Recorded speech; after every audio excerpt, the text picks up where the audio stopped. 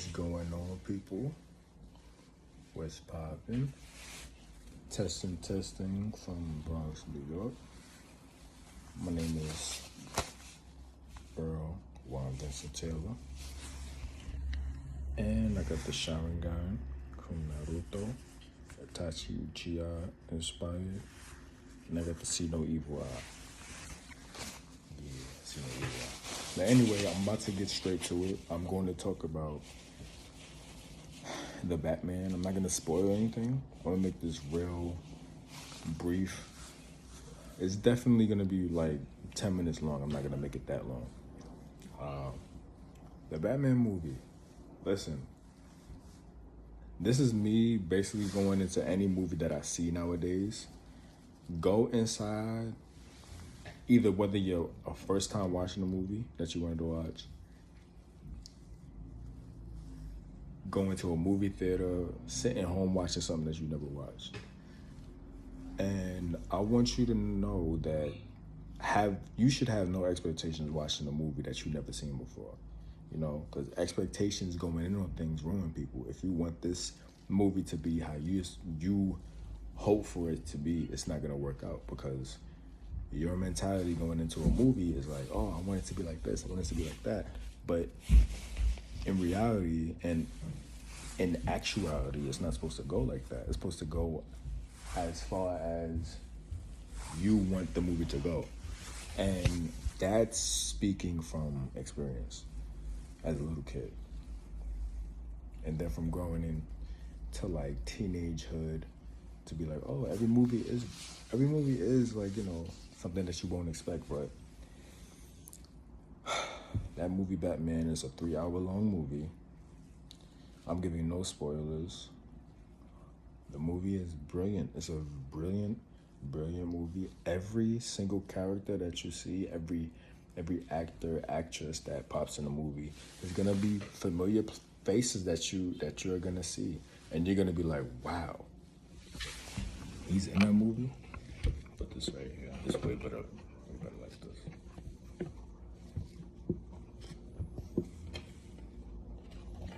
So don't slide down. Okay.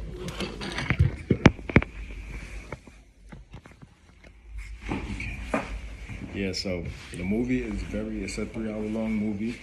Me personally, if you're a patient person, I would tell you to go for watching the movie. If you like superhero movies, if you love Batman, go and see the movie. This movie is a must watch. And you know what, this video is gonna be more than 10 minutes long. Like I say 10 to 15 minutes. I'll try to make it 13 minutes. Yeah, but this Batman movie is about a young Batman, detective Batman, not,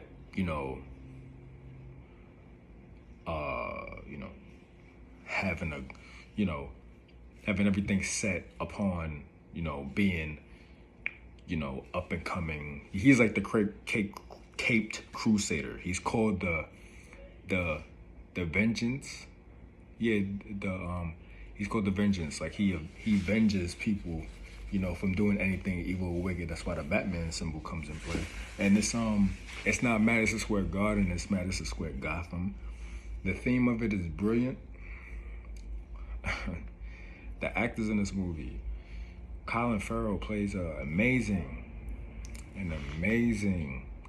Penguin, OZ/Penguin. He plays an amazing Penguin, and I didn't even know it was him. I had to look up the cast, and I'm giving his role a 9 or a 9.5 out of 10.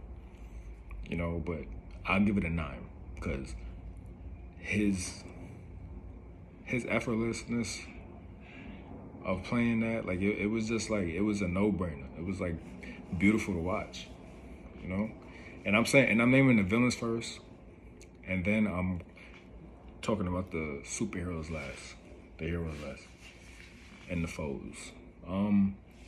Yeah, Penguin was a brilliant character. Was more so like a mob boss than anything that owned the club.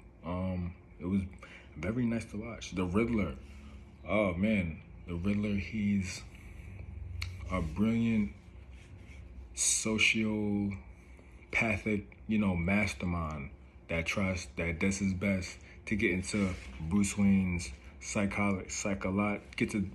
Wayne psychologically like the Joker, but it's not like the Joker. He likes to tackle your mentality into harming people, into thinking you're exactly like him. You know, I'm not gonna spoil you too much. That's all I'm gonna say. But I'm getting the Riddler a 9.5 out of 10. 9.5 out of 10, a strong 9.5 out of 10, because he played that role brilliantly. And the guy from what's his name? Yeah, he's that guy from There Will Be Blood. He's a brilliant, underrated actor. He could play very serious roles and like play it to a point where you basically feel like, yo, this guy he has a unique talent, and I understand why he's underrated, because he's not always in movies where it's like box office. It's more so critically acclaimed. And oh man, that guy from Cadillac Records, I forgot his name. He's a brilliant. He plays a lieutenant. He plays a lieutenant in that. Man, I'll give him a 9.25 out of 10. He's a brilliant actor. Like one of the best. He was in Casino Royale as well. That black dude, he's a brilliant actor. Another underappreciated actor. He's not underrated or underrated. He's just underappreciated. He doesn't get the recognition that he deserves. You know? Just want to show you my plants. You know? I got a little swing set. Nice. Yeah. Just setting everything up. It's premeditating, but yeah. That movie is really brilliant. Who is another villain in that? Yeah, the guy from Transformers, the first, second, and third one. He's in it. You know, the one that always. He was a part of the alien invasion. The leader, the CFO of the. What was it? I forgot what it was called. But he's the guy from Do the Right Thing as well. But he's an Italian dude. It's a weird dynamic. I'll give his role. I'll give him an 8.5 out of 10 to a 9. So I'll give it an 8.75, because like he's not a real relevant character up until you get like to the middle point of the movie, you know. But he is an important character. But yeah, shout outs to him. There's a lot of familiar faces in this. A whole lot. I hope y'all see it and y'all really enjoy it, because it's a 3-hour-long movie. I don't know. But yeah, he played that brilliantly. The villains was great. Every single sequence of events that happened was like a setup to the climactic ending. You know, the villains, they really played their part very well. It was amazing to watch. I loved every minute. I love how Catwoman, Zoe Kravitz, sex appeal is top notch. She is a beautiful woman. Shout outs to her parents, Lisa Bonet and Lenny Kravitz, you know. And I was speechless watching her, because I have a extreme crush on her, like ever since she was in X-Men First Class. And then I recently saw her Hot Ones, and it was like, wow, she's amazing. And she's a vegan too, and I'm a vegetarian, so you might see me and her. No, you will see me and her do things in the future. I'm speaking it into existence. I'm saying that confidently and not in a cocky way. I'm saying that confidently, but I'm not making no promises. No promises. You know, on my behalf, it's gonna happen. I feel like it's gonna happen. But yeah, that I feel like it's gonna happen on my behalf. It's up to her if she wants to, you know. But I love you, Zoe Kravitz. I think you're a brilliant mind. I think you're a brilliant person. You own that role. You play good and evil, the perfect balance. You're a Sagittarius, and you're a beautiful, beautiful person. But the only thing I disliked about Catwoman's character was her mask. I didn't like it. I felt like it should have matched with her suit, you know? Like it should have really matched with her suit, and it didn't. It didn't really match with how the suit look. It was like like I'm not even gonna spoil it. I'm not even gonna spoil it. I'm just gonna say I didn't like the suit at all. The mask suit, the the dress, the top with the bottom with the heels. Oh, beautiful, like beautiful. Uh, what is it called? Makeup and this is beautiful. Even Penguin was fire. The Riddler was fire, and now we get to the Batman. But before we get to the Batman, I just have to say this about Lenny Kravitz. Her sex appeal is so wonderful in a movie that, you know, it's like you don't want to see her do bad, and you don't want to see her fall into the good. You know, but you know what I mean. Because she has the perfect balance, and that's why I love her for that role. So, with that being said, I'm giving her a 9.5 out of 10 to a 9.25 or a 9.5.